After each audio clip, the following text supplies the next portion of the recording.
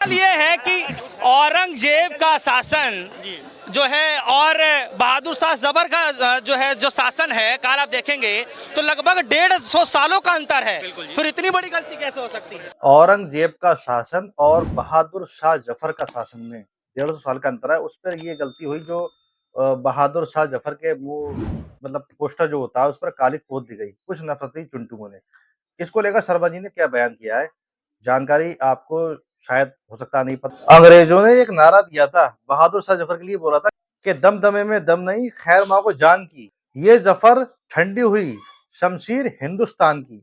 इसी को लेकर बहादुर शाह जफर ने क्या मुंहतोड़ जवाब दिया था, आइए जानते हैं शर्मा जी से। सर गलती तो तब होगी ना, पढ़े लिखे लोग होंगे तो वो तो पहचानेंगे लोगों को, चीजों को समझेंगे। औरंगजेब तो बहुत मतलब बाद के हैं। 1707 उनका आखिरी था, 3 मार्च 1707 को उनकी डेथ हुई थी औरंगजेब की। और बहादुर शाह जफर को 1857 की क्रांति के बाद रंगून के जिले में रंगून में कैद कर दिया गया था, जिसे उसमें म्यांमार में जो रंगून है वहाँ उन्हें कैद कर दिया गया था अंग्रेजों ने। उसके बाद से जो है ईस्ट इंडिया कंपनी का राज स्थापित हो गया था। आपको सबको मालूम है हिस्ट्री अगर आप पढ़ेंगे तो। लेकिन अब ये लोग तो अनपढ़ हैं, बेपढ़ लोग हैं, यही नहीं पता बहादुर शाह जफर कौन, औरंगजेब कौन। बस इन्हें अल्टीमेटली ये चाहिए, अच्छा दाढ़ी टोपी मुसलमान चलो विरोध करने, दाढ़ी टोपी मुसलमान चलो विरोध करने, चाहे वो बहादुर शाह जफर हो चाहे वो औरंगजेब हो, इन्हें कोई फर्क ही नहीं महसूस होता, इन्हें जानते ही नहीं है कौन क्या है। लेकिन गलती मानने को अभी भी तैयार नहीं है। होंगे ही नहीं, वो क्यों गलती मानने को तैयार होंगे? जो खुद गलती हो वो अपने आप को गलती कैसे मान लेगा?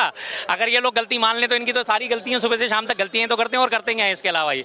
लेकिन शर्मा जी आप इसको कैसे देखते हैं कि जब हम बात करते हैं बहादुर शाह जफर की तो एक जो है एक कहावत है, देखिए मैं स्क्रीनशॉट लेकर के आया हूँ।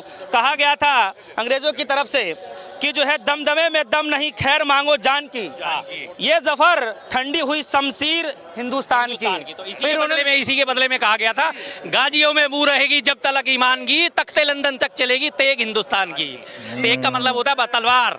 तभी उसके बदले में इन्होंने जवाब दिया था और पूरी क्रांति का आह्वान करा था। और बहादुर शाह जफर के नेतृत्व में ही 1857 की क्रांति का आगाज हुआ था। इन अनपढ़ों को ये पढ़ना चाहिए, लेकिन ये बेचारे अनपढ़ लोग क्या करें।